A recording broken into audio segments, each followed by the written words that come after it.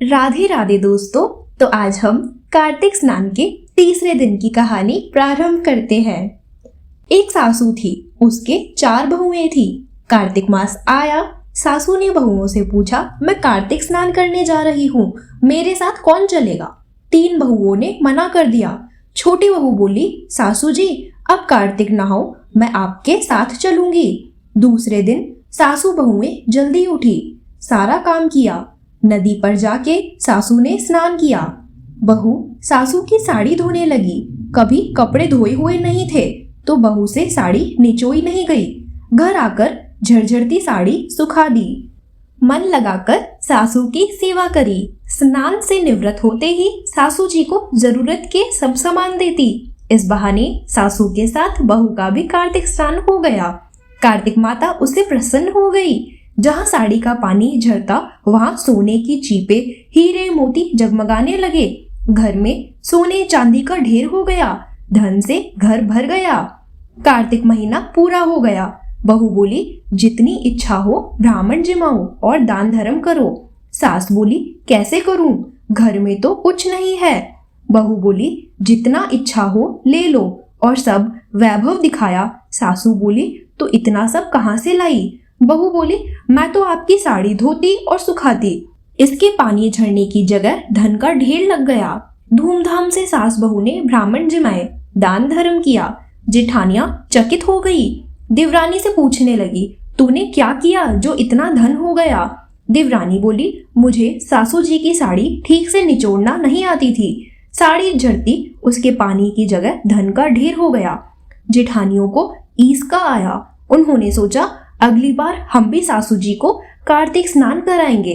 कार्तिक आया, तीनों बहुएं बोली, सासू जी अब कार्तिक नहाओ, हम आपका नियम निभाएंगे। सासू बोली, तुमसे जल्दी उठा नहीं जाता तो कैसे होगा? बहुएं बोली, हम जल्दी उठकर साथ चलेंगी, आप नहाओ तो सही।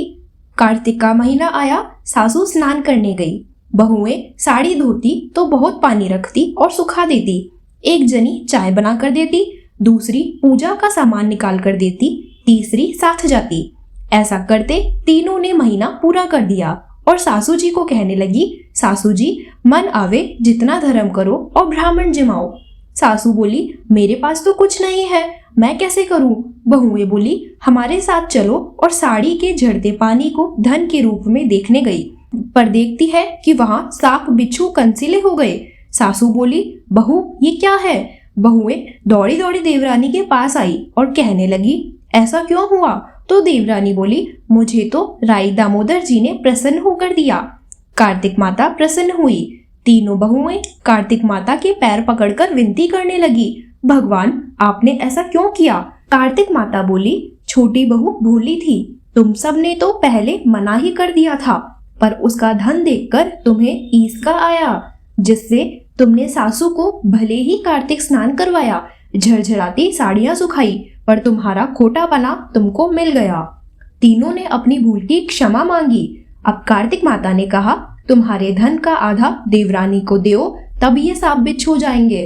तीनों ने अपना आधा धन देवरानी को दिया। सांप बिच्छू सब अदृश्य हो गए और उनका घर पहले जैसा हो गया। इधर देवरानी बोली, अब क्या मुझे धन देते हो? अब तो राई दामोदर जी की मुझ पर कृपा हो गई। हे कार्तिक माता, राई दामोदर भगवान जैसे छोटी बहू पर प्रसन्न हुए वैसे सब पर प्रसन्न होना। बड़ी बहुओं से रुष्ट हुए वैसे किसी पर मत होना। खोटी की खरी, अधूरी की पूरी। ऐसी और कहानी के लिए चैनल को सब्सक्राइब, वीडियो को लाइक और कमेंट बॉक्स में हरे कृष्ण राधे राधे अवश्य लिखें।